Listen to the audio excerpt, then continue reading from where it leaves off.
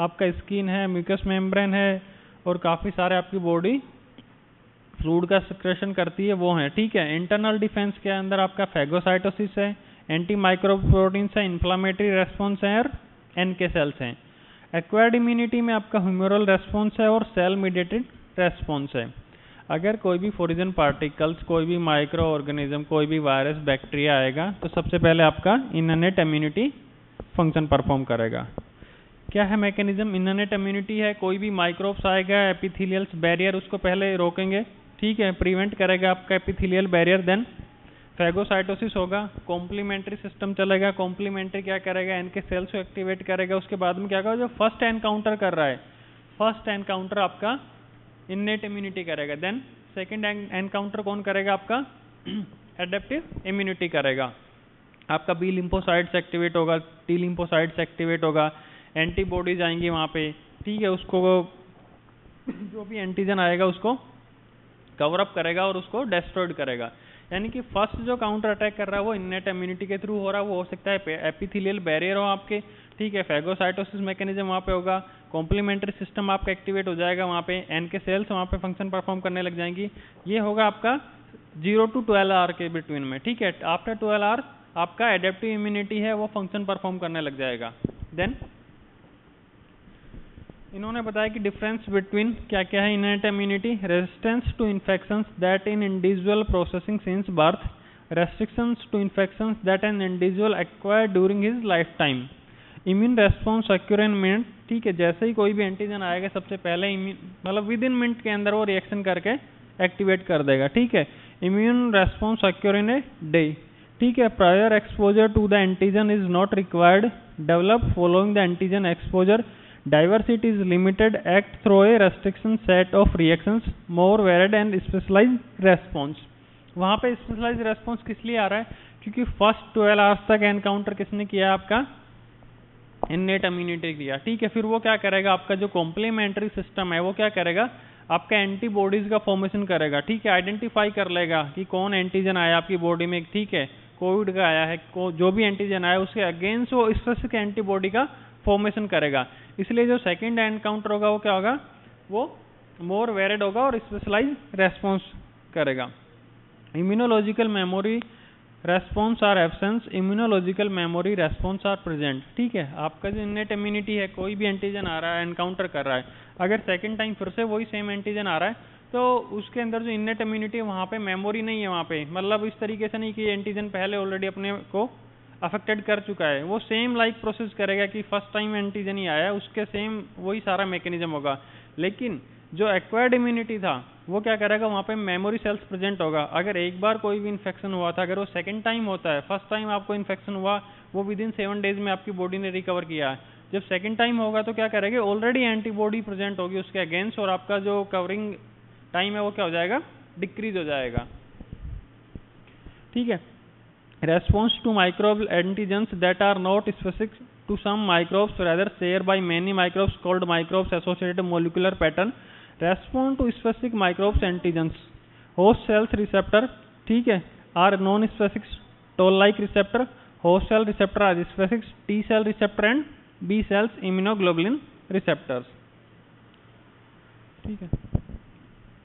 Components of innate immunity, antimicrobial barriers such as skin है, physiological barriers हैं, phagocytosis है, NK cells है, other classes of lymphocytes है, ठीक है, mast cells है, dendritic cells है, complementary pathway है, fever and inflammatory response है। normal inflammatory marker कौन कौन से होते हैं अपने, acute phases proteins, कौन कौन से होते हैं acute phase proteins, like acute phase protein अपन करवाते हैं ना, ये तो जस्ट अपन रिवीजन कर रहे हैं। 2 टाइप्स का था आपका acute phase protein, positive acute phase protein and negative acute phase proteins. Acute phase proteins का मतलब क्या होता है, अगर कोई भी इन्फेक्शन आपकी बॉडी में, कोई भी इन्फ्लामेशन हो रहा है तो these are proteins level increase या फिर डिक्रीज, तो उनको अपन बोलते हैं एक्यूट फेजेस प्रोटीन्स। अब उसकी 2 कैटेगरी है, positive acute phase protein and negative acute phase protein. Positive acute phase protein means उनका जो लेवल है वो ब्लड में इंक्रीज हो जाएगा अगर कोई भी इन्फ्लामेशन हो रहा है। लाइक CRP है ना, अभी कोविड पेंडेमिक चल रहा है तो उसके लिए अपन करवाते हैं, CRP करवाते हैं आप, IL-6 करवाते हैं आप, फेरेटिन करवाते हैं आप। तो ये क्या है, पॉजिटिव एक्यूट फेज प्रोटीन है। अगर कोई भी इन्फ्लामेशन होगा तो इनका लेवल इंक्रीज हो जाएगा। सेकंड होता है डिक्रीज, यानी लेवल कम हो जाएगा, उनको अपन बोलते हैं negative acute phase proteins. Like albumin है, ठीक है, प्रोटीन्स का जो लेवल है वो डिक्रीज हो जाएगा अगर कोई भी इन्फ्लामेशन होगा तो। Innate immunity, factor innate immunity act in means, ठीक है, इमीडिएटली वर्किंग करेगा। Prior microbial exposure is not required, diversity is limited, non specific है, नो मेमोरी है, ठीक है। 3 टाइप्स हैं। स्पेसिफिक इम्यूनिटी, ठीक है, innate immunity towards a microbes exhibited by all members of a given species. Racial immunity means innate immunity confined to a particular rare race may be absent in other communities. Individual immunity, antimicrobial defense mechanism that are confined to a particular individual may not be exhibited by others. Factor influence innate immunity, age है आपका, ठीक है, very old and very young more susceptible to infection disease, hormones, endocrine disorder such as diabetes mellitus, hypothyroidism। क्या होता है hypothyroidism? 3 category है ना thyroid disease की, हाइपोथायरॉयडिज्म, हाइपरथायरॉयडिज्म और सब क्लिनिकल हाइपरथायरॉयडिज्म या फिर सब क्लिनिकल हाइपोथायरॉयडिज्म। कैसे आइडेंटिफाई करेंगे अपन हाइपोथायरॉयडिज्म को? 3 कैटेगरी होती है आपकी, एक होता है ओवर्ट हाइपोथायरॉयडिज्म, एक होता है सब क्लिनिकल हाइपोथायरॉयडिज्म और एक आपका नॉर्मल लेवल है। हाइपो मीन्स क्या है आपका, थायराइड हार्मोन से उनका लेवल क्या हो रहा है, कम हो रहा है, T3 T4 का लेवल कम हो रहा है, T6 का लेवल बढ़ रहा है। ये तो क्लियर कट पिक्चर आपकी, ठीक है, कि पेशेंट को क्या है, हाइपोथायरॉयडिज्म है। अगर वहाँ पे T3 T4 का लेवल तो क्या हो रहा है, कम हो रहा है, लेकिन आपका TSH क्या है, नॉर्मल है, उसको अपन बोलते हैं सब क्लिनिकल, ठीक है। सेम लाइक आपका हाइपरथायरॉयडिज्म में क्या होगा कि आपका जो T3 और T4 का लेवल क्या रहेगा, ज्यादा हो जाएगा, TSH का लेवल कम हो जाएगा। फ्री T3 क्या होता है, FT3 FT4,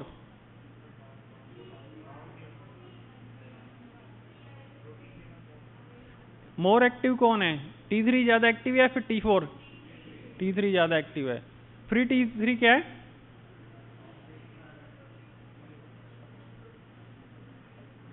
जो बाउंड नहीं हो रहा, किससे बाउंड नहीं हो रहा, प्रोटीन से। कौन सा प्रोटीन से? फंक्शंस ऑफ प्रोटीन,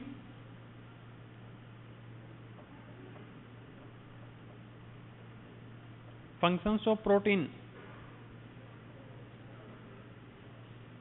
क्या फंक्शन करता है प्रोटीन्स? पीछे functions of proteins,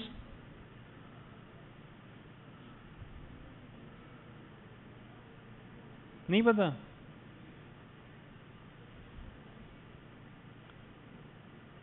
functions of protein नहीं पता?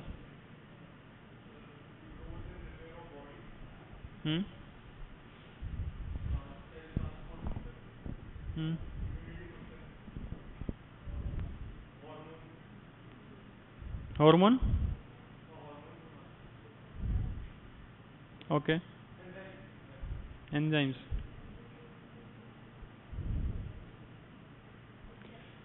रिसेप्टर्स, सेल मीडिएटेड रिसेप्टर्स आपके मल्टीपल होते हैं। जैसे कि अपन एग्जांपल लेते हैं, जैसे कि जॉन्डिस है वहाँ पे, ठीक है, बिलिरुबिन है ना, बिलिरुबिन क्या होता है, अनकॉन्जुगेट बिलिरुबिन है। जो अनकॉन्जुगेट बिलिरुबिन क्या, वाटर इनसोल्यूबल है ना, इजीली आप उसको ट्रांसपोर्ट नहीं कर सकते हैं, तो आपको उसका क्या करना है, कॉन्जुगेशन करना है। आप किसके साथ करेंगे उसका कॉन्जुगेशन? एल्ब्यूमिन के साथ नहीं करेंगे।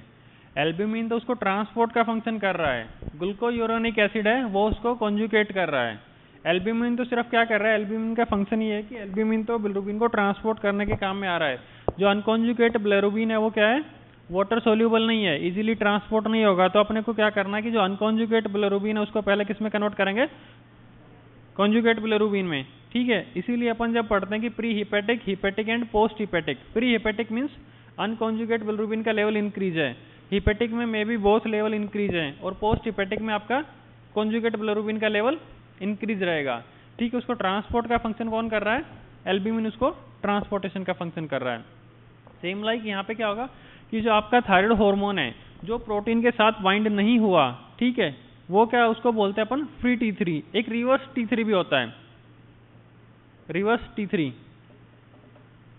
फॉर्मेशन कैसे होता है T3 का? आयोडीन इंटेक किया, थायरोग्लोबिन का फॉर्मेशन होगा, फॉलिकुलर ल्यूमेंस में जाएंगे, वहाँ पे MIT और DIT का फॉर्मेशन होगा। ठीक है, 2 MIT और 1 DIT मिलकर किसका फॉर्मेशन करेंगे? T3 का। और 2 DIT किसके? T4 का फॉर्मेशन करेंगे। फिर वो वापस से क्या करेगा? ब्लड सर्कुलेशन में आ जाएगा और अपना फंक्शन परफॉर्म करेगा। तो यहाँ पे अपना टॉपिक ये है कि जिन पेशेंट्स को, जिन पर्सन्स को डायबिटीज़ है या फिर थायराइड की प्रॉब्लम है उनको, ठीक है, तो उनको क्या होगा कि इन्फेक्शन होने के चांसेस ज़्यादा रहेंगे। ठीक है, न्यूट्रिशन है आपका, अगर आपने प्रॉपर न्यूट्रिएंट्स नहीं लिया पेशेंट ने, ठीक है, lack of deficiency of vitamin, hormones, enzymes, ठीक है, तो भी इन्फेक्शन के चांसेस ज़्यादा रहेंगे वहाँ पे। मैकेनिज्म क्या है इनकी? रिसेप्टर इंटरेक्शन में रहेगी, माइक्रोबायलल सरफेस मॉलिक्यूलर रहेगा, ठीक है, पीआर रहेगा, टोल लाइक रिसेप्टर रहेगा, कंपोनेंट्स आपके क्या क्या? फिजियोलॉजिकल बैरियर रहेगा, ठीक है, सबस्टेंस इन द ब्लड और टिश्यू के अंदर रहेगा, कॉम्प्लीमेंट्री पाथवे आपके इन्फ्लामेशन रेस्पॉन्स है, माइक्रोबायल एंटेगोनिज्म है, साइटोकाइंस है और एक्यूट फेज रिएक्शन प्रोटीन्स हैं। एंटी माइक्रोबायल बैरियर कौन कौन सा? आपके स्किन है, ठीक है, म्यूकस मेम्ब्रेन है, क्लिया है, नॉर्मल फ्लोरा है, टेम्परेचर है, लो पीएच है, ठीक है। अपने देखा होगा कि जैसे कि जो भी अपने आईसीयू होते हैं, क्रिटिकल केयर होता है, वहाँ का टेम्परेचर कितना होता है? कभी किया विजिट आपने? नॉर्मल टेम्परेचर कितना रहता है वहाँ पे?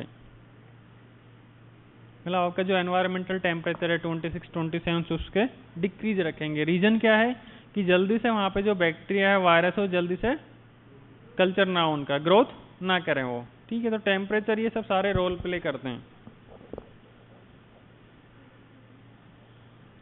फैगोसाइटोसिस मैकेनिज्म होगा, ठीक है, एन के सेल्स के थ्रू होता है। ये सब स्लाइड अपन कर चुके हैं डिस्कस, अपना आज का टॉपिक नहीं है। आज का टॉपिक अपना है functions of helper T cell.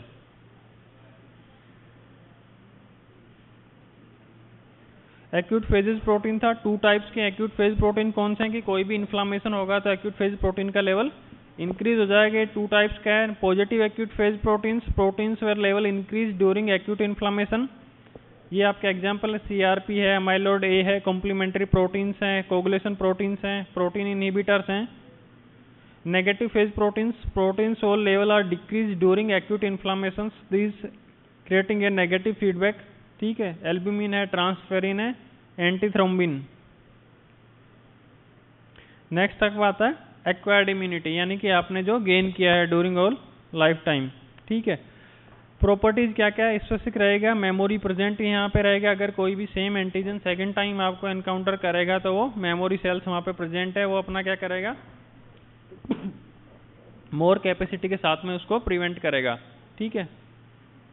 Types of acute passive immunity and artificial immunity. Active immunity and passive immunity में क्या डिफरेंस है? Induced by infections, vaccination, long lasting रहेगा, लैग पीरियड प्रेजेंट रहेगा, मेमोरी प्रेजेंट रहेगा, booster dose useful रहेगा, negative feedback में occur in immunodeficiency individual not useful. Passive immunity में क्या रहेगा? Mother to foetus IgG transfer, ठीक है, रेडीमेडली एंटीबॉडी ट्रांसफर आर्टिफिशियल रहेगा, लास्ट ऑफ शॉर्ट टाइम रहेगा, नो लैग फेज रहेगा, नो मेमोरी रहेगा, subsequent dose less effective, no negative phase है और use in immunodeficiency individuals.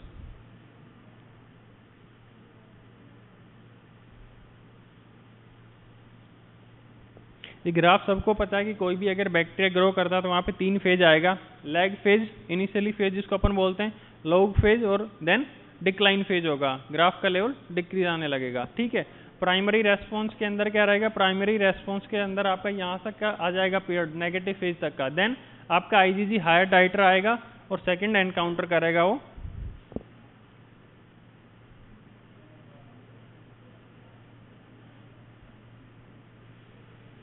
अपना फंक्शंस ऑफ टी सेल्स, ठीक है। टी सेल क्या है? टी सेल्स और T lymphocytes are a types of lymphocytes, ठीक है। They play central role in cell mediating immunity. They can be distinguished from other lymphocytes such as B cells and NK cells. by the presence of T cell receptor on the cell surface. They do not have antigen presenting. They are called T cells because they mature in the thymus. Types of T cells: helper T cells, two types, T1 and 2, cytokines T cells, memory T cells, and regulatory T cells. Helper T cells: there are two different kind of helper T cells, Th1, Th2. Th1 functions to empower macrophages so that can destroy intravascular pathogens. These are done by two signals, binding of CD40L and Th1 CD40LR on the macrophages, and by infection gamma release the Th1. Th2 cell functions to activated B cells. Normally it is insufficient to an antigens alone to stimulate the B cells to activated. The Th2 cells when activated will bind to B cells and release cytokines. Functions of T cells: helper T cells. Th assist other white cells in immunological process, including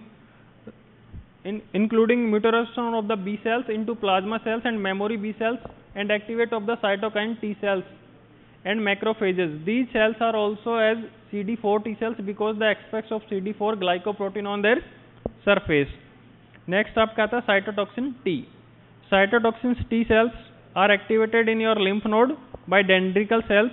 Once activated, they are sent out of site of infections and they bind to the cells to express the MHC class first that are presenting the foreign antigens. They will be then released, perform and granazymes. The infected cells are not destroyed. Functions of cytotoxin: destroyed viral infection cells and tumor cells, and also implicated in transplant rejections. These cells are also known as CD8 T cells since the aspects of CD8 glycoprotein at their surface. देखो इन्होंने यहाँ पे लिखा है कि T cells destroyed viral infection and cells tumor cells and are also implicated into transplant rejections. अगर कोई भी ग्राफ्ट आपने इम्प्लीमेंटेशन किया है तो वहाँ पे कौन फंक्शन करेगा? साइटोकाइनेसिस करेगा. अगर वहाँ पे प्रॉपर फॉर्मेशन नहीं होगा तो आपका ग्राफ्ट रिजेक्शन होने के चांसेस ज़्यादा रहेंगे. इसलिए क्या करते हैं, जो भी ट्रांसप्लांट वाले पेशेंट होते हैं उनको क्या करते हैं, इम्यूनो सप्रेसर ड्रग्स देते हैं. इम्यूनो सप्रेसर ड्रग्स देने का रीज़न क्या है? इम्यूनो सप्रेसर ड्रग्स देने का रीज़न ये है कि उनकी जो एंटीबॉडी का फॉर्मेशन ना हो, क्योंकि अपन ने जो फोरिजन ग्राफ्ट लगाया है, आपने जो ग्राफ्ट वहाँ पे एलोग्राफ्ट किया है, अगर उसकी इम्यूनोलॉजिकल कैपेसिटी ज़्यादा है, इम्यून सप्रेसर अपन ने सिर्फ इसलिए दिया कि जो उसकी इम्यूनिटी है वो डिक्रीज हो जाए. बाकी अब जैसे कि अपन करते हैं यहाँ पे किडनी ट्रांसप्लांटेशन होता है, वहाँ पे सबसे ज़्यादा मैक्सिमम जो पे करना पड़ता है पेशेंट को वो सिर्फ और सिर्फ इम्यूनो सप्रेसर ड्रग्स के लिए दिया जाता है. और इम्यूनो सप्रेसिव ड्रग्स देने का रीज़न सिर्फ ये है कि कोई भी यानी कि फोरिजन एंटीबॉडी वहाँ पे फॉर्मेशन ना हो. दूसरा रीज़न क्या है, इम्यूनो सप्रेसर ड्रग्स जैसे अपन अभी तो दे देते हैं, आपने फर्स्ट टाइम ट्रांसप्लांट हुआ, आपने इम्यूनो सप्रेसर दे दिया पेशेंट का, लेकिन अभी जो रिसर्च जो स्टडी चल रहा है उसमें क्या चल रहा है कि इम्यूनो सप्रेसर तो अपन ने दिया है, लेकिन अब लॉन्ग लास्टिंग टाइम में जाके क्या इफेक्ट पड़ेगा after 4 year, after 5 year, 10 year. Patients ने जो आपने जो इम्यूनो सप्रेसर दिए थे वो कहाँ पे किडनी पे प्रॉब्लम करेगा, लीवर को डिस्ट्रॉयड करेगा. तो ये एक अलग रिसर्च का पार्टिकल है. अपन ने फिलहाल तो क्या किया, अपने को इमीडिएटली पेशेंट को सेव करना है. अपन चाह रहे हैं कि आपने जो किडनी ट्रांसप्लांट किया है वो ग्राफ्ट सक्सेसफुल रहे, उसके लिए आपने क्या किया, उसको इम्यूनो सप्रेसर दे दिया है. लेकिन इसका long lasting after 10 year, after 15 year क्या होगा, लीवर के ऊपर उस इम्यूनो सप्रेसर जो आपने दिया उसका क्या इफेक्ट होगा. तो ये सब सारा भी अभी रिसर्च चल रहा है.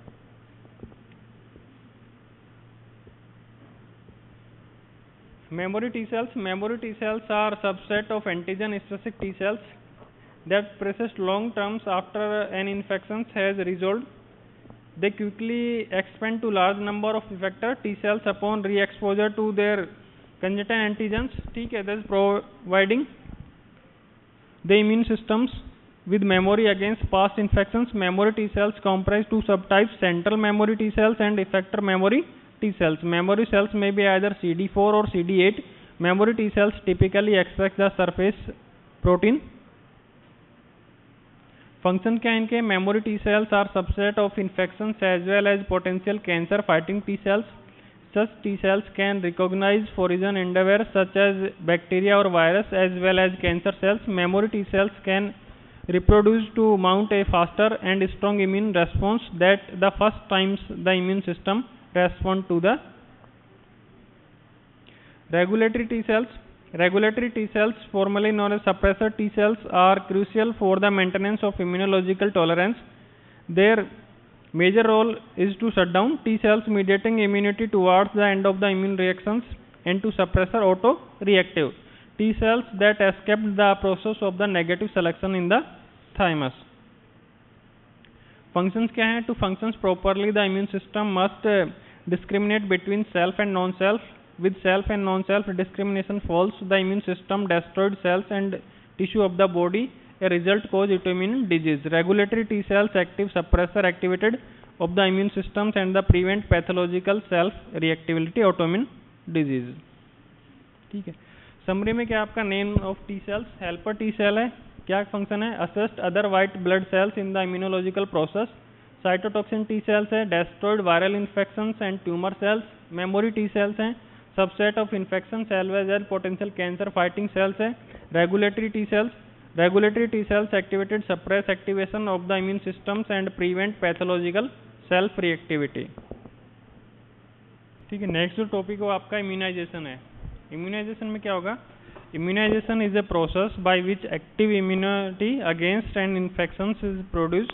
This is done by administering a vaccine. Vaccine contain a small dose of antigen. यानी कि जो भी आपको वैक्सीन दिया गया है उसमें अंदर क्या है? एंटीजन प्रेजेंट है. भाई अगर आपको किसी भी डिजीज से प्रिवेंट करने के लिए अगर वैक्सीन दिए थे अपन, तो उसके अंदर क्या है? उस डिजीज का एंटीजन है.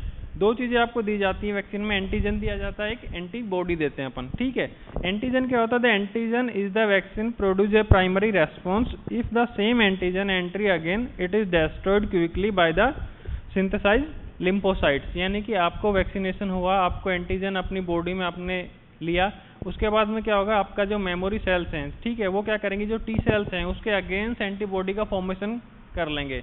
ठीक है, अब सेकेंड टाइम अगर सेम एंटीजन आपकी बॉडी में एंटर करता है तो वो क्या करेगी? उसको डेस्ट्रॉयड करेगी. If the same antigen enter against, ठीक है, it is destroyed quickly by the synthesise lymphocytes. Immunisation is used to prevent a variety of infection disease.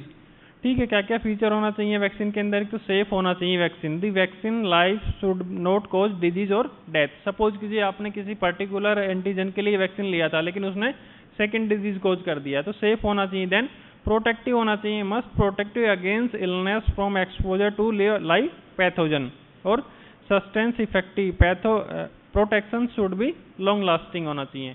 अगर कोई आपसे पूछे कि कोई भी वैक्सीन है उसके अंदर क्या क्या कैरेक्टर होने चाहिए? सेफ होना चाहिए, प्रोटेक्टिव होना चाहिए और सस्टेंस इफेक्टिव होना चाहिए, लॉन्ग लास्टिंग. ठीक है, the vaccine containing the antigen में कंसिस्ट ऑफ, क्या क्या करता है? किल माइक्रो ऑर्गेनिज्म. ठीक है, जैसे टाइफॉइड वैक्सीन आपका. ठीक है, लाइव एटेन्यूएटेड माइक्रो ऑर्गेनिज्म. ठीक है, टॉक्सिकोइड है, pure antigen, recombinant hepatitis B vaccine containing hepatitis B surface antigen only. Passive immunity, quick but short time protections against an infections can be provided by administering preformed antibody. The antibody may be obtained from animals, obtained from human beings and synthesized in the laboratory. यानी कि जो अपन formation कर रहे हैं वो किस तरीके से करेंगे? या तो आप जो सिंथेसिस करना है एंटीबॉडी का आप किसी भी एनिमल्स के थ्रू कर लेंगे, या फिर अपन क्या करेंगे? ह्यूमन बीइंग के थ्रू भी, देन या फिर अपन लेबोरेटरी के अंदर उनका सिंथेसिस करेंगे.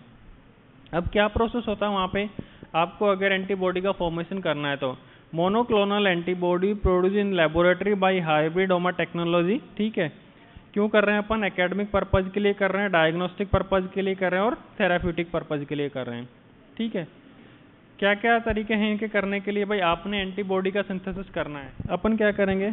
इंडिविजुअल अपन जो अपनी जीन थेरेपी होता है, रिकॉम्बिनेंट डीएनए टेक्नोलॉजी पढ़ा है ना आपने सबने, क्लोनिंग पढ़ा है, वेक्टर पढ़ा है, प्लाज्मिड आएगा, कोजमिड आएगा, किस तरीके से अपन उनको कट करेंगे. ठीक है, तो सेम लाइक प्रोसेस है यहाँ पे मोनोक्लोनल एंटीबॉडी का फॉर्मेशन करने के लिए. Production of monoclonal antibody. Monoclonal antibody are clone of each other. They are produce in the laboratory by hybridoma technology. A hybridoma cells is a hybrid cells prepared by fusion of B lymphocytes and a myeloma cells. B lymphocytes are antibody forming cells. A give B lymphocytes is dedicated to form one specific antibody.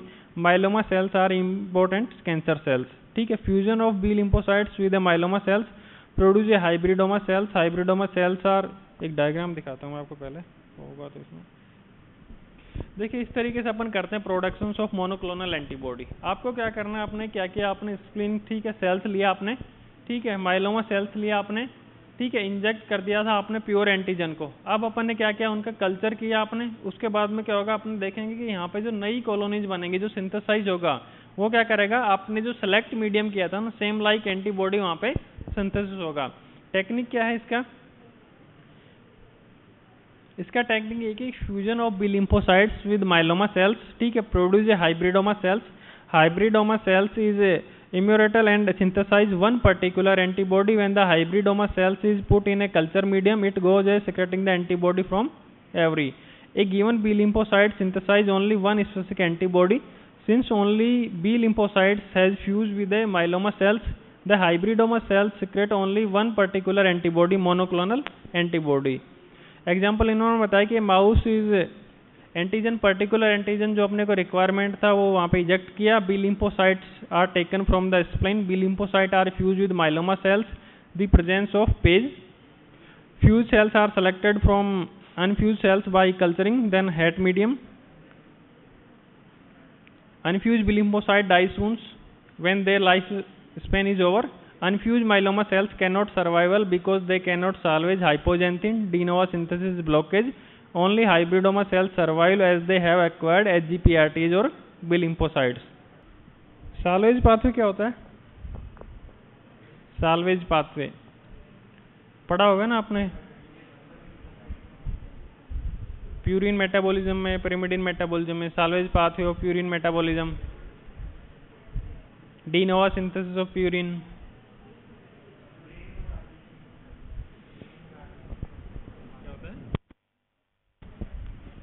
What is the replication? Process of replication. खड़े हो जाओ, क्या process होता है replication का?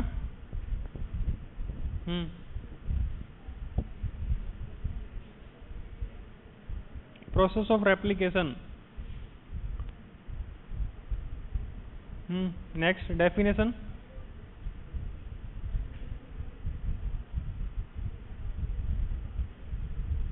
Next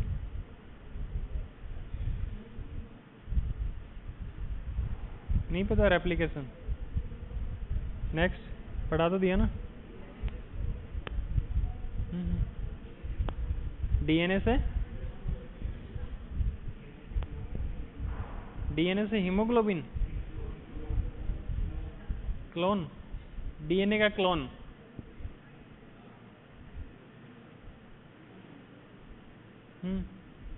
क्या process होता है? रेप्लिकेशन नहीं पता. डीएनए से डीएनए का बनना. सेंट्रल डॉगमा थ्योरी क्या है? सबको पता है ना, डीएनए से RNA, transcription, translation, reverse transcription और रेप्लिकेशन मीन्स डीएनए से डीएनए का बनना. क्या प्रोसेस होता है रेप्लिकेशन का?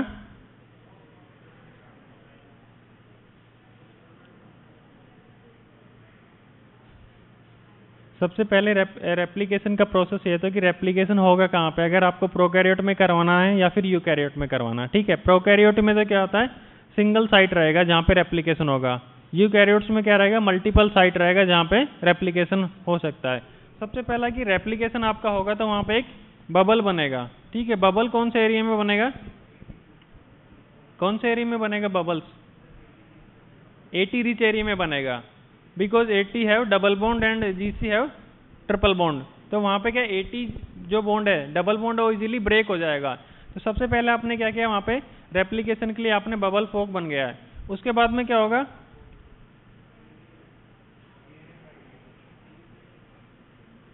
प्राइमर अभी नहीं आएगा.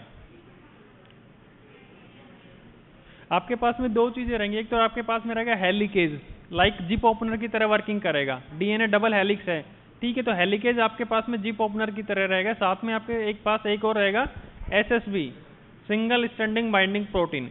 सिंगल स्टैंडिंग बाइंडिंग प्रोटीन का फंक्शन क्या है कि जो आपका डीएनए जो डबल हेलिक्स था, ठीक है, आपने क्या किया वहाँ पे, जब आपने फोक का ओपन कर लिया है तो जो सिंगल स्टैंडिंग बाइंडिंग प्रोटीन वो क्या करेगी, सिंगल स्टैंड के ऊपर आके स्टिक हो जाएगी और जो स्टैंड है उनको वापस से री फॉर्म में आने नहीं देगा। सिंगल स्टैंडिंग बाइंडिंग प्रोटीन आ गया आपके पास में, हेलिकेज आ गया जो जिप ओपनर की तरह वर्किंग करेगा। नेक्स्ट प्रोसेस क्या होगा फिर, टोपोआइसोमरेज। टोपोआइसोमरेज तो अभी तो नहीं आएगा, आपने फोक बना लिया एक बार, ठीक है, ओपन कर लिया, सबसे पहले अपन जितना अपने बना है उतना तो अपन डीएनए सिंथेसाइज हो करेगा। टोपोआइसोमरेज भी आएगा क्योंकि सुपर कोइलिंग की प्रॉब्लम आएगी अपने पास में, ठीक है। तो और आपको क्या क्या रिक्वायरमेंट आपको, ठीक है, टोपोआइसोमरेज का रिक्वायरमेंट है एंड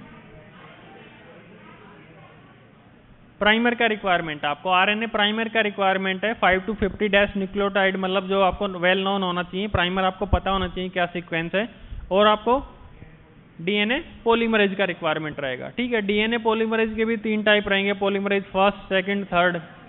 खड़े हो जाइए आप एक बार। टाइप्स ऑफ डीएनए पॉलीमरेज, हाँ आपको ही होना है। टाइप्स ऑफ डीएनए पॉलीमरेज, क्या फंक्शन है थर्ड का,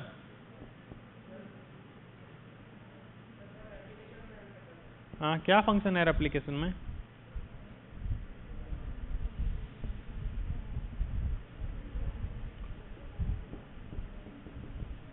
ठीक है। तो आपको क्या चाहिए, पॉलीमरेज चाहिए आपको और साथ में आपको प्राइमर चाहिए। अब क्या होगा कि जब आपका रेप्लिकेशन होगा तो वहाँ पे 2 एंड रहेंगे, 3 to 5 डैश और दूसरा 5 to 3 डैश रहेगा। एक जो स्टैंड होता है उसको अपन बोलते हैं लैगिंग स्टैंड और एक स्टैंड होता है आपका लीडिंग स्टैंड। लीडिंग स्टैंड के ऊपर तो क्या होगा, डीएनए कंटिन्यू सिंथेसिस होता रहेगा।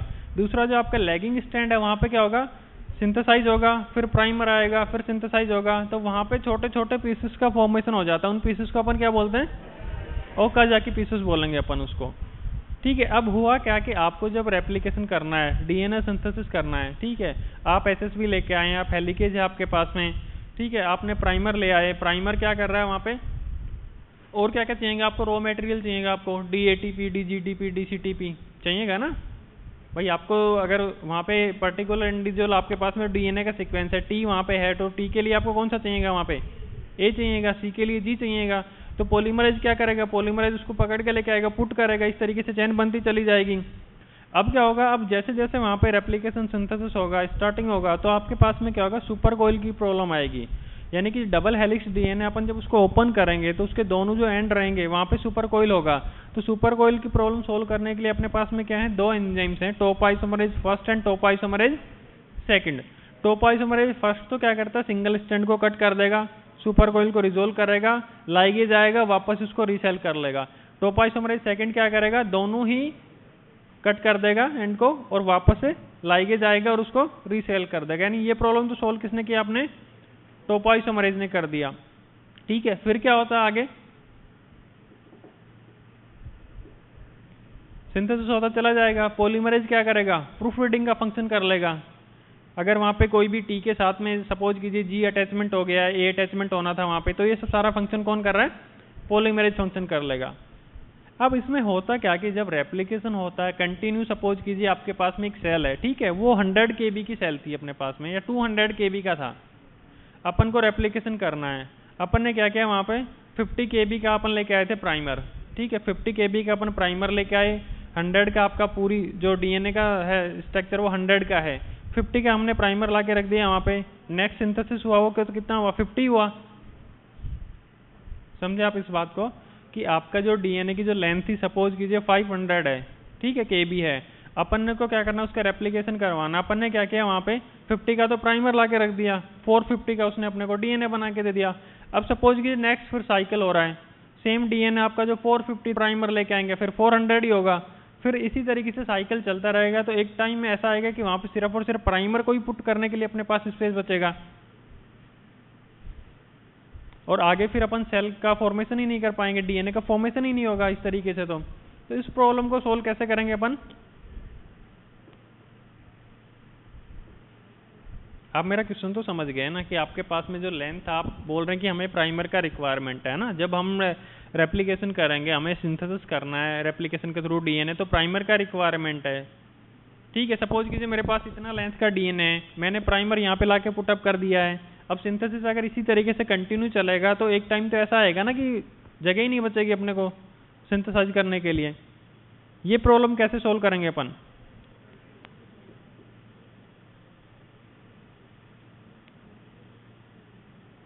नहीं पता? टीलोमरेज सुना ना? सुना है ना?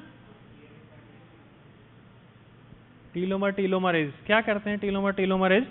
टीलोमरेज क्या करेंगे कि एक पर्टिकुलर सीक्वेंस होता है, जब आपको रेप्लिकेशन करना है डीएनए का, तो वो क्या करेगा, प्राइमर ऐड होने के लिए आपको टेम्पलेट प्रोवाइड करवाएगा। तो प्राइमर अब क्या करेगा, प्राइमर डीएनए के साथ अटैचमेंट नहीं होगा, उस स्पेस पे अटैचमेंट नहीं होगा। प्राइमर क्या करेगा, अब जो टेम्पलेट आपको प्रोवाइड करवा गया उस पर अटैचमेंट होगा। और अगर आपका 100 KB का डीएनए, तो 100 KB का ही नया डीएनए फॉर्मेशन होगा, ना कि 50 का होगा। ठीक है, तो ये प्रॉब्लम सोल्व कौन करता है? टीलोमरेज करेगा। अब देखिए क्या होता है कि जो ऑन्को वाले पेशेंट होते हैं, कैंसर वाले पेशेंट होते हैं, ठीक है, अब वहां पे तो क्या हो रहा है, कैंसर वाले पेशेंट में तो ये हो रहा है, जो कैंसर ड्रग्स होती है, आपको कैंसर से प्रिवेंट करना है पेशेंट को। अब कैंसर में क्या हो रहा है, मल्टीपल सेल का फॉर्मेशन हो रहा है, डीएनए ज्यादा बन रहा है, वहां पे सेल मल्टीप्लाई कर रहा है, वहां पे कंटिन्यू सेल ग्रो हो रहा है अनकंट्रोल। अब अपन क्या करेंगे, अपन कुछ ऐसा करें कि जो रेप्लिकेशन था ना, अपन उस प्रोसेस को इनहिबिट कर दें। अगर रेप्लिकेशन नहीं होगा तो डीएनए नहीं बनेगा, डीएनए नहीं बनेगा तो नई सेल नहीं बनेगी। और कैंसर में क्या हो रहा है, कैंसर में अनकंट्रोल ग्रोथ हो रही है वहाँ पे। तो अपन क्या करते हैं, वहाँ पे कुछ ऐसा सप्लीमेंटेशन देते हैं, उनको ऐसी ड्रग्स देंगे जो या तो क्या करें, टोपोआइसोमरेज को इनहिबिट कर दें। किसको इनहिबिट कर दें? टोपोआइसोमरेज को। अगर उन्होंने टोपोआइसोमरेज को इनहिबिट कर दिया तो क्या होगा, सुपर कोइल की प्रॉब्लम सोल्व नहीं होगा। सुपर कोइल की प्रॉब्लम सोल्व नहीं होगा तो क्या होगा, डीएनए रेप्लिकेशन नहीं होगा, भाई आगे बढ़ेगा ही नहीं, क्योंकि वहाँ पे क्या हो जाएगा, सुपर कोइल हो गया वहाँ पे, और रेप्लिकेशन होगा नहीं वहाँ पे। तो क्या करते हैं, उनको जो मेडिसिन होती है, जो ड्रग्स होती है, जो एंटी कैंसर ड्रग्स होती है, जो एंटी कैंसर थेरेपी है, वहाँ पे क्या करते हैं, उनको वो देते हैं कि या तो वो टोपोआइसोमरेज को इनहिबिट करे। ठीक है, जब टोपोआइसोमरेज इनहिबिट हो गया तो ऑटोमेटिकली अपने आप डीएनए सिंथेसिस नहीं होगा, नई सेल नहीं बनेगी, कंट्रोल सेल ग्रोथ नहीं होगा। ये हो गया आपका रेप्लिकेशन। जो ओकाजाकी पीसेस आपके बने थे उनका क्या करेंगे आप, ज्वाइंट कर देंगे वापस से, लाइगेज रीसेल कर देगा उनको, और सेम आपका जैसा अपने लीडिंग स्टैंड के ऊपर डीएनए सिंथेसिस हुआ था, ऐसा ही अपन सिंथेसिस हो जाएगा डीएनए। अच्छा, डीएनए को अपन बोलते हैं सेमी हाँ, क्यों बोलते हैं, क्योंकि इसके अंदर क्या हो रहा है कि जो पेरेंट सेल्स है ना, ठीक है, वहां पे डबल हेलिक्स है, तो एक हेलिक्स आ जाएगा वहां पे, तो इसको अपन बोलते हैं सेमी कंजर्वेटिव। अच्छा, एक होता है कि पोस्ट ट्रांसक्रिप्शनल मॉडिफिकेशन और post translational modification. Post transcriptional modification और post translation modification same like ऐसा ही क्वेश्चन है कि essential amino acid, essential fatty acid. आपसे पूछते हैं एसेंशियल फैटी एसिड, आप लिख के आते हो अमीनो एसिड्स।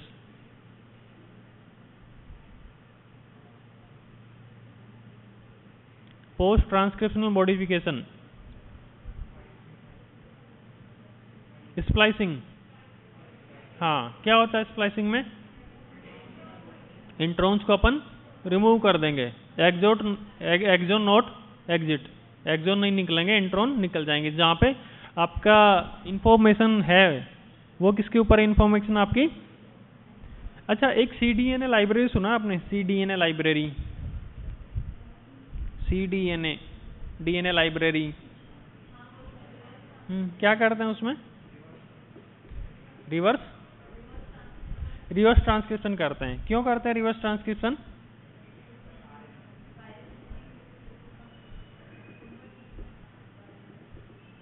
सीएनए लाइब्रेरी के अंदर रिवर्स ट्रांसक्रिप्शन करते हैं। क्या होता है सीडीएनए लाइब्रेरी, खड़ा हो जाए नेक्स्ट है, नहीं साइड में।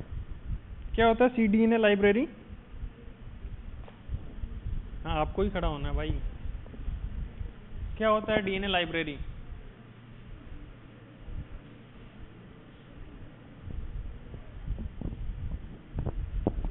हमें तो सर रेप्लिकेशन ही नहीं पता था, अब आगे आप पढ़ा रहे तो फिर हमें इंटरेस्ट भी नहीं है। क्या होता है डीएनए लाइब्रेरी में, क्या होता है कि अपने को जो जेनेटिक मटेरियल है ना, अपने को स्टोर करके रखना है। अब सपोज कीजिए अगर आप डीएनए को स्टोर करके रख रहे हैं, आपका 1000 KB का DNA है ना। अगर हम स्टोर करके रखेंगे तो हमारे उसको पर्टिकुलर स्पेस चाहिएगा। अब हम क्या करते हैं, हम ये करते हैं कि पहले क्या करेंगे, हम DNA से RNA बना देंगे। RNA बनाएंगे तो क्या प्रोसेस होगा, वहाँ पे जो एक्सोन है ना वो तो RNA के अंदर कैरी फॉरवर्ड हो जाएगा और जो इंट्रोन है वो क्या हो जाएगा, रिमूव हो जाएगा। भाई हमने क्या किया है कि जो DNA था ना हमारे पास, जो हमारा कोडिंग सीक्वेंस है, जो हमें रिक्वायरमेंट है, रिक्वायरमेंट हमें वही है जिसके ऊपर इंफॉर्मेशन है, और इन्फॉर्मेशन किसके ऊपर है, एक्सोन के ऊपर है। तो हमने क्या किया कि इंट्रोन को तो रिमूव कर दिया। सपोज कीजिए हमारे पास 1000 का था, हमने क्या किया उसमें से सपोज कीजिए आप 400 आपका इंट्रोन था, 400 आपने इंट्रोन को रिमूव कर दिया। 600 हमारे पास एक्सोन था जो हमें रिक्वायरमेंट है, जिसके ऊपर कोडिंग है, जिसके ऊपर प्रोटीन है, जो आगे हमारे काम का इन्फॉर्मेशन है, और हमने उससे क्या कर दिया, RNA बना लिया है। अब हम क्या करते हैं, हमें इसको स्टोर करना है DNA के फॉर्म में। अब हम क्या करेंगे, इसका रिवर्स ट्रांसक्रिप्शन करा देंगे, हम RNA से DNA बनाएंगे। तो जब सेम DNA था आपका, जब हम RNA से DNA बनाएंगे तो उसका जो साइज है वो क्या हो जाएगा, स्मॉल हो जाएगा। तो इस तरीके से अपन उसको फिर क्या करेंगे, DNA लाइब्रेरी के अंदर स्टोर करेंगे। ये है रीजन है ना स्टोर करने का। पता था आपको, हमें तो पहले से ही पता था ना। और कोई टॉपिक आपको कुछ पूछना हो?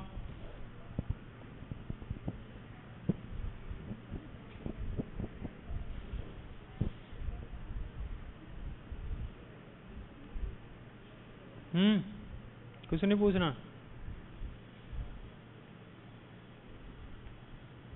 खड़ा हो जा। क्या फंक्शन करता है कोलेस्ट्रॉल? Functions of cholesterol. मैंने क्यों पूछा है, कोलेस्ट्रॉल ही क्यों पूछा है? फंक्शंस ऑफ कोलेस्ट्रॉल बताइए आप।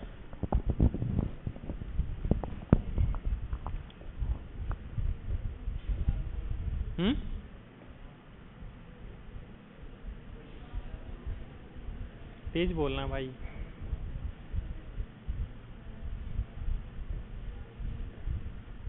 फंक्शंस ऑफ कोलेस्ट्रॉल पूछा है मैंने। प्लाज्मा,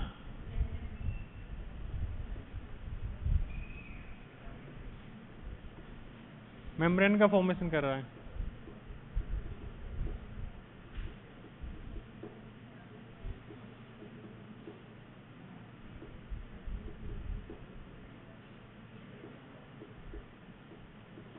फंक्शंस ऑफ कोलेस्ट्रॉल इधर से आप बता दीजिए।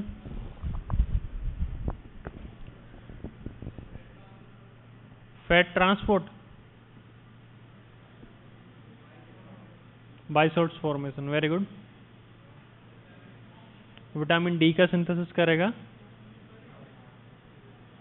स्टेरॉइड हार्मोन का सिंथेसिस करेगा, मेम्ब्रेन फॉर्मेशन करेगा, जैसे कि लिपिड के जो फंक्शंस हैं। फैट सोल्युबल विटामिन्स भी होते हैं। कोलेस्ट्रॉल को ट्रांसपोर्ट कौन करता है? Cholesterol transport by LDL and HDL। TG transported by TG, triglyceride, chylomicron and VLDL। Chylomicron transported exo या endo? Exogenous TG, intestine to tissue, chylomicron function perform करेगा। और एंडोजीनस, लीवर के अंदर जो TG सिंथेसिस हुआ है उसको कौन करेगा? एक क्वेश्चन आया था फैटी लीवर, है ना। फैटी लीवर कई एग्जाम में भी आता है, short note on fatty liver. क्या होता है fatty liver? What is fatty liver? पीछे से। फैटी लीवर मीन्स,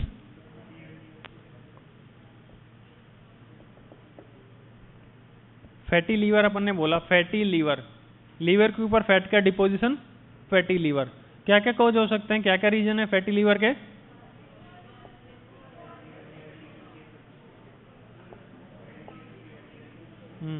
पीछे वाले बता रहे हैं कुछ, क्या क्या रीजन है?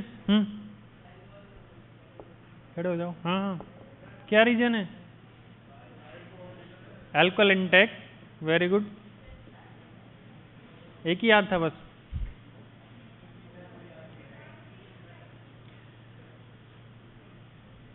देखो 2-3 रीजन है कि आपने क्या किया, डाइट में इंटेक ज़्यादा कर लिया है, आपने डाइट में इंटेक ज़्यादा किया, या फिर क्या हुआ, बॉडी ने सिंथेसाइज ज़्यादा किया, या फिर उसमें एक आता है कि डेफिशिएंसी ऑफ VLDL। आप क्वेश्चन समझिए कि फैटी लीवर का कोज ऑफ फैटी लीवर, उसके नीचे लिखा हुआ है कि deficiency of VLDL, very low density lipoprotein.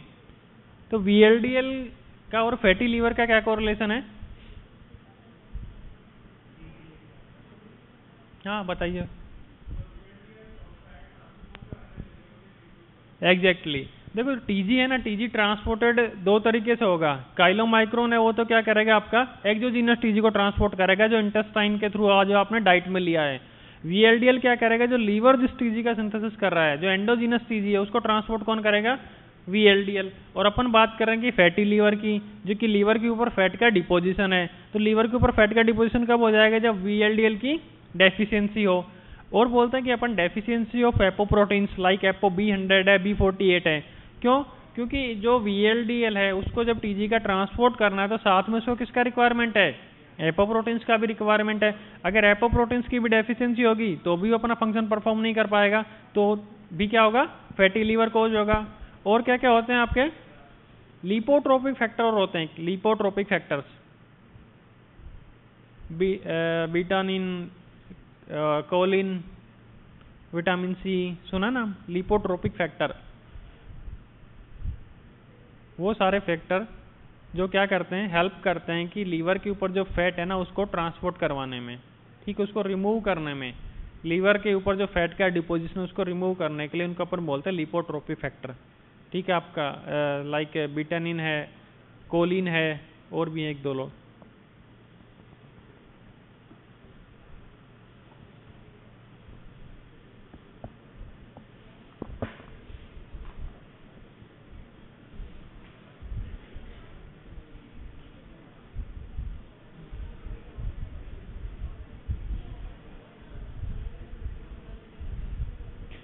अच्छा, ड्यूरिंग फास्टिंग कंडीशन में कीटोन बॉडी का सिंथेसिस क्यों होता है?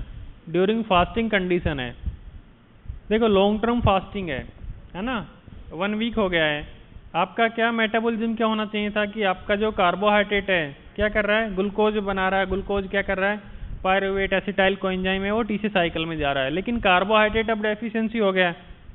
भाई मेटाबॉलिज्म में क्या होता है, प्राइमरी मेटाबॉलिज्म में क्या होता है, polysaccharide, glucose, glucose acetyl coenzyme के थ्रू TC में आ जाएगा। आपका लिपिड है, lipid converting into fatty acid, वो कहाँ पर जाएगा, TC साइकिल के अंदर आ जाएगा। तो मेरा क्वेश्चन ये है कि ड्यूरिंग स्टारवेशन, ठीक है, क्या हुआ, कार्बोहाइड्रेट अपने पास में है नहीं, अब क्या है, जनरल नेक्स्ट प्रोसेस किसका है, नेक्स्ट कौन आएगा, लिपिड आएगा, fatty acid converting into lipid converting into fatty acid converting into acetyl coenzyme में, एंड देन एसिटाइल कोएंजाइम में कम इन द TC साइकिल, यही होगा ना प्रोसेस। लेकिन वहां पे जब एसिटाइल कोएंजाइम में TC साइकिल में जा रहा है तो फिर कीटोन बॉडी का फॉर्मेशन क्यों हो रहा है वहां पे?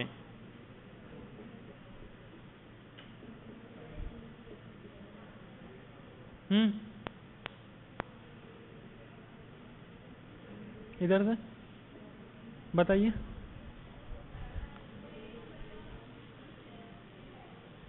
क्या कह रहे हैं?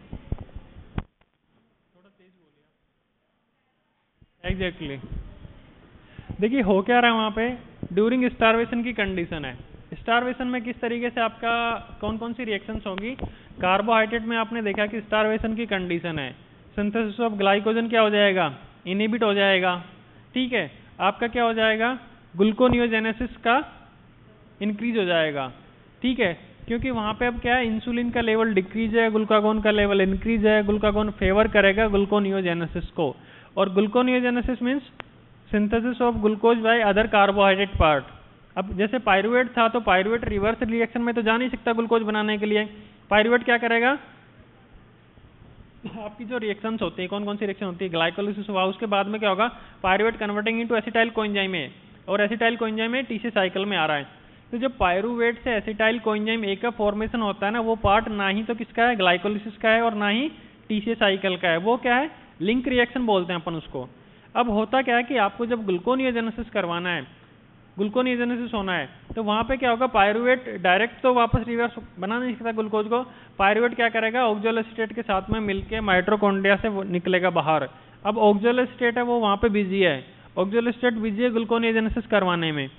ठीक है, एक तो ये प्रोसेस चल रहा है।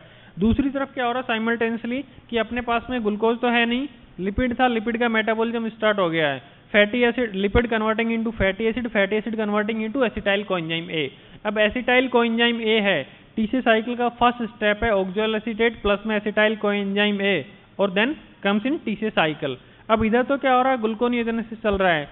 ठीक है, लिपिड का मेटाबॉलिज्म स्टार्ट हो गया है, fatty acid converting into acetyl coenzyme A. अब एसिटाइल कोएंजाइम ए वेट कर रहा है टीसी साइकिल में जाने के लिए, लेकिन वो किसके साथ में जाएगा, ऑक्सोएसिटेट के साथ में जाएगा। लेकिन ऑक्सोएसिटेट अभी कहाँ बिजी है, ऑक्सोएसिटेट ग्लूकोनियोजेनेसिस करवा रहा है, ऑक्सोएसिटेट की डेफिशिएंसी है। अब क्या होगा वहां पे कि जो एसिटाइल कोएंजाइम ए जो लिपिड के थ्रू बना था, अब वो अल्टरनेट रूट लेगा, टीसी साइकिल में नहीं जाएगा। अब क्या करेगा, आपका जो टीसी साइकिल में जाके क्या करेगा, वो कीटोन बॉडी का सिंथेसिस करेगा। Types of ketone body 3 types हैं। True ketone body, true ketone body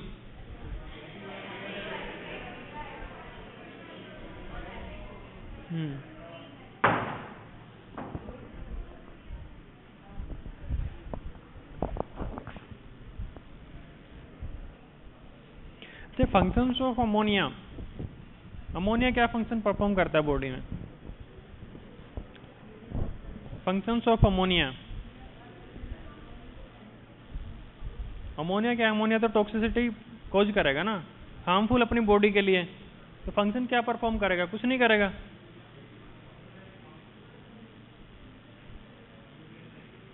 मेरा क्वेश्चन है functions of ammonia. Functions of ketone body, energy provide करेगा। फंक्शंस ऑफ, हाँ, फंक्शंस ऑफ अमोनिया भाई मैकेनिज्म क्या है, अगर अमोनिया का लेवल इंक्रीज होगा तो क्या होगा, मेंटल रिटार्डेशन होगा, टॉक्सिसिटी कॉज करेगा।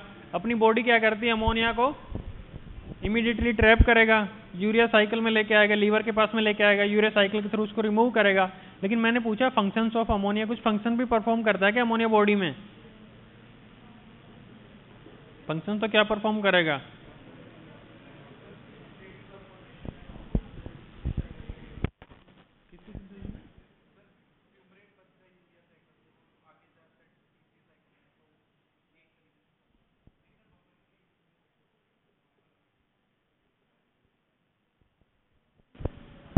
आपका एसिड बेस बैलेंस हो गया।